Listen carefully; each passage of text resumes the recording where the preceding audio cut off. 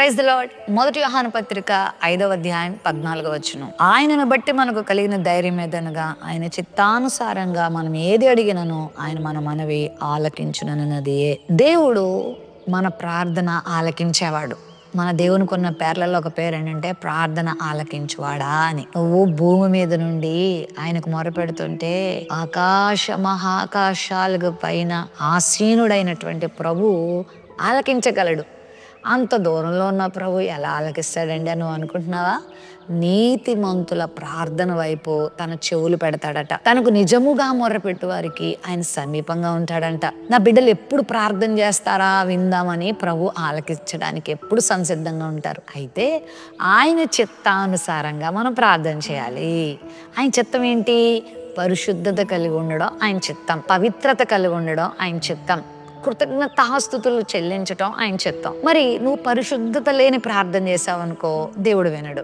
అంటే పరిశుద్ధత నీ జీవితంలో లేకుండా నువ్వు పాపం చేస్తూ, త్రాగుతూ, తిరుగుతూ, అబద్ధాలు మాట్లాడుతూ, మోసాలు చేస్తూ, వాక్యానికి విరుద్ధంగా జీవిస్తూ దేవా నాకు స్వస్థతి, దేవా నాకు మేలు చేయి, దేవా నాకు ఈ సహాయం చేయి అని అడిగితే దేవుడు వినడు.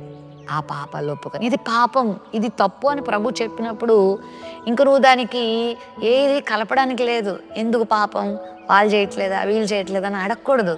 ఇది పాపం, ఇది తప్పు, ఇది దేవుని పరిశుద్ధతకు వ్యతిరేకమైనది అని దేవుని వాక్యం నీకు చెప్పినప్పుడు దాన్ని వదిలేసాయి. పాపమును విడిచి నువ్వు ప్రార్థన చేస్తే దేవుడు ఆలకిస్తాడు.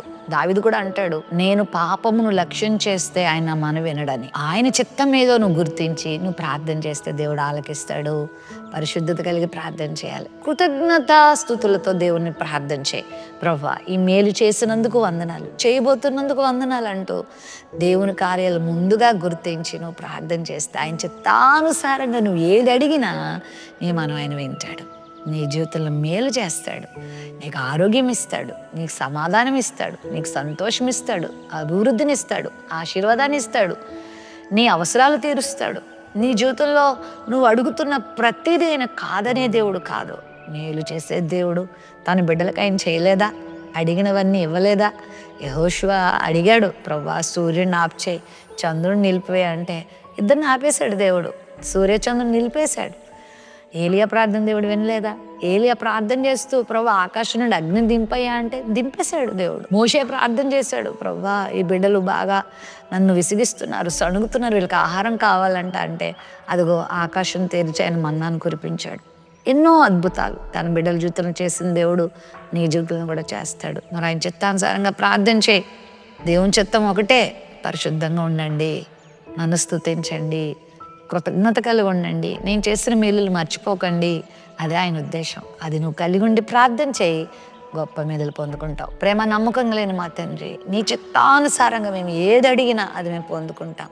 నీ చిత్తం ఎరిగి, నీ ఉద్దేశం ఎరిగి మా జీవితాల్లో ప్రార్థన చేసే వరంగా మమ్మల్ని సిద్ధపరిచి గొప్ప మేలులు ఈ వాక్య వాగ్దానం వింటున్న ప్రతి ఒక్కరు కూడా పొందుకోవడానికి సహాయం చేయమని యేసు నామములో ప్రార్థిస్తున్నాం తండ్రి. ఆమేన్.